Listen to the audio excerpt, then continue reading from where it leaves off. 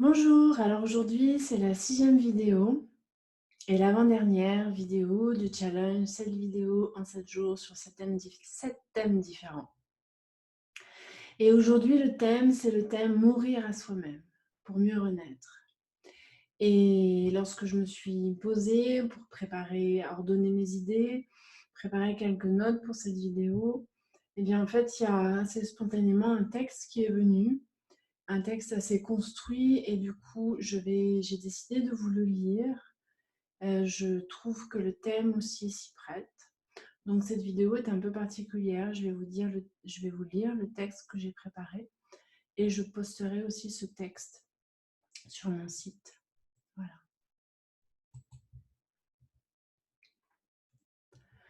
Ce thème, mourir à soi-même, est un thème qui m'est cher puisque c'est la raison d'être du phénix, cet oiseau mythique qui cycliquement renaît de ses cendres. Aujourd'hui, je vais donc vous parler d'une chose qui est devenue taboue dans nos sociétés, la mort. Les morts en vérité, car la vie, à mon sens, est faite de 1001 petites morts. Je suis consciente d'avoir un rapport à la mort sans doute particulier. En effet, dès la préadolescence, j'ai eu une forte pulsion de mort. Lorsque j'avais 11-12 ans, je ne me voyais pas vivre au-delà de 20 ans, voire 30 ans, grand maximum. Je n'avais pas vraiment envie d'être là. Je n'arrivais pas à me sentir à ma place dans ce monde. Vivre une telle pulsion de mort à cet âge-là, c'est très douloureux. Comme si les poussées d'hormones dues à l'adolescence ne suffisaient pas. Et puis un jour, j'étais assise à mon bureau, j'avais 14-15 ans, et que je devais être en train de me poser des questions existentielles sur la vie et la mort, m'est apparue comme une évidence, une certitude, que l'âme, notre essence, était éternelle et que la naissance et la mort n'étaient que des passages d'un état à un autre, aussi naturels l'un que l'autre, exprimant ainsi un cycle infini de changement d'état. Je me suis alors dit à ce moment-là que la mort pouvait survenir à tout moment et que je devais m'y préparer. J'ai ainsi rédigé mon premier testament holographe et j'en suis maintenant à une dizaine. Et puis la mort a bien failli survenir lors de cette expérience de mort imminente, pendant laquelle mon lien à la vie n'a tenu qu'un tout petit fil. Mais s'il y avait une part de moi qui voulait effectivement mourir à ce moment-là, il m'a aussi été rappelé lors d'un recadrage avec mes guides que si j'étais vivante, c'était que mon âme avait pleinement et consciemment accepté et choisi de s'incarner sur Terre à ce moment-là de l'évolution terrestre.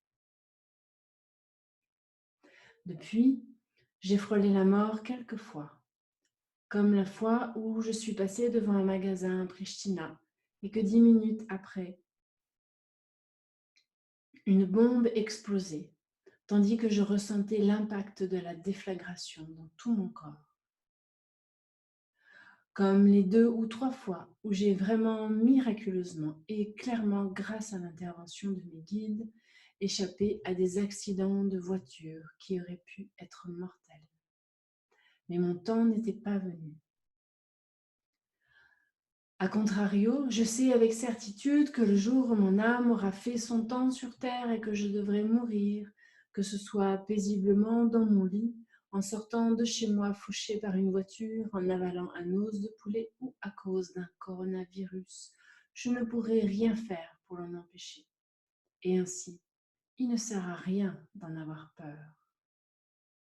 J'ai eu peur pourtant, parfois, comme lorsque j'avais attrapé la malaria et que j'étais au fin fond de la brousse, loin de ma famille et que je délirais. J'ai eu peur aussi lorsque je me suis retrouvée coincée dans une tente dans la brousse sur un camping édifié sur le territoire des lions et que j'ai entendu un lion rugir pour rappeler les lionnes qui étaient situées à l'autre bout du camp.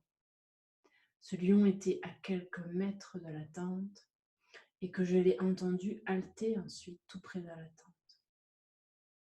Je me suis dit alors qu'il eût été digne d'avoir mon couteau suisse pour mourir l'arme au poing.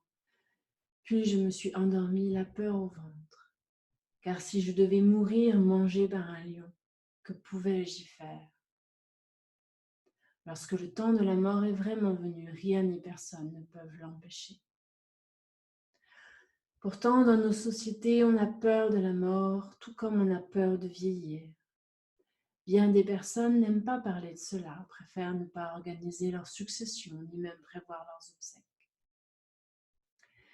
J'ai eu la chance de pouvoir accompagner mon père dans son agonie et jusqu'à son dernier souffle, et de veiller ma grand-mère 5 jours après sa mort pour accompagner son âme vers la lumière. Durant plusieurs années, et en particulier au cours de mes voyages au Rwanda, en Bosnie, au Kosovo, j'ai accompagné bien des âmes errantes à quitter le plan terrestre afin d'aller vers la lumière. Toutes ces expériences ont confirmé ce que j'avais reçu comme information à 14 ans. La mort est un passage, et ce qui est lumière, notre âme retourne immanquablement à la lumière, tandis que ce qui est poussière, notre corps de chair, retourne naturellement à la terre. La mort est naturelle, elle est inéluctable, elle fait partie de la vie. Si toutefois vous sentez que votre temps n'est pas venu, alors vous devez vous battre pour la vie, pour l'amour de la vie en vous. Sinon, rien ne sert de résister.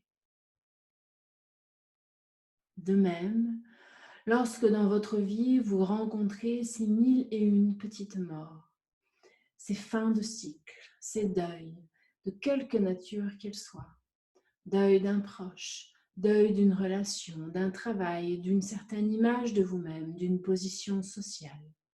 Ne résistez pas, car ces deuils font partie de la vie et ils représentent comme un dépouillement qui vous permet petit à petit de cheminer vers votre essence. Ce sont autant de petites morts dont vous allez renaître assurément, pourvu que vous cessiez de vous identifier à votre souffrance, à votre mental et à votre ego, et que vous vous abandonniez au mouvement d'énergie de la vie. Je voudrais dire une dernière chose en lien avec ce que nous vivons dans ces temps de confinement. Il faut observer que nous nous sommes coupés de la nature et de ses lois profondes et qu'il est urgent que nous nous y reconnections. Dans la nature, tout est cycle, tout est mouvement, changement, tour à tour expansion, puis contraction, sans cesse. Je vous invite simplement à observer le cycle des planètes, de la Lune, du Soleil qui se rapproche puis s'éloigne, des saisons. Il y a des temps naturels d'expansion et des temps tout aussi naturels de contraction. La vague grandit, puis s'écrase, puis renaît dans un mouvement infini. Après le printemps et l'été où la vie renaît, viennent l'automne et l'hiver qui nous invitent à des temps de pause et d'introspection. Certains animaux hibernent, les arbres et les plantes perdent leurs feuilles, leurs fleurs. Mais nous, les êtres humains, nous ne nous arrêtons jamais. Nous continuons à faire, à agir et à produire, encore et encore, jour et nuit, été comme hiver. Nous ne supportons plus le froid de l'hiver alors qu'il est salutaire pour la nature. Nous voulons toujours plus de croissance économique alors que la nature a besoin de temps pour se reposer et se régénérer. Et Dieu sait qu'elle est généreuse et abondante et qu'elle nous donne beaucoup. Et nous ne faisons que prendre sans lui donner de repos. Nous nous sommes coupés de cette phase naturelle de la contraction, de la petite mort. Ces temps de repli, de silence et de vide sont le terreau nécessaire à toute renaissance. Et ainsi, voilà donc que la nature nous force à ralentir. Qu'allons-nous faire de ce temps? Qu'allons-nous changer dans nos vies? Qu'est-ce qui doit mourir en nous, individuellement et collectivement, pour mieux renaître? Dans ma vie, j'ai longtemps été identifiée à la souffrance et j'ai longtemps résisté.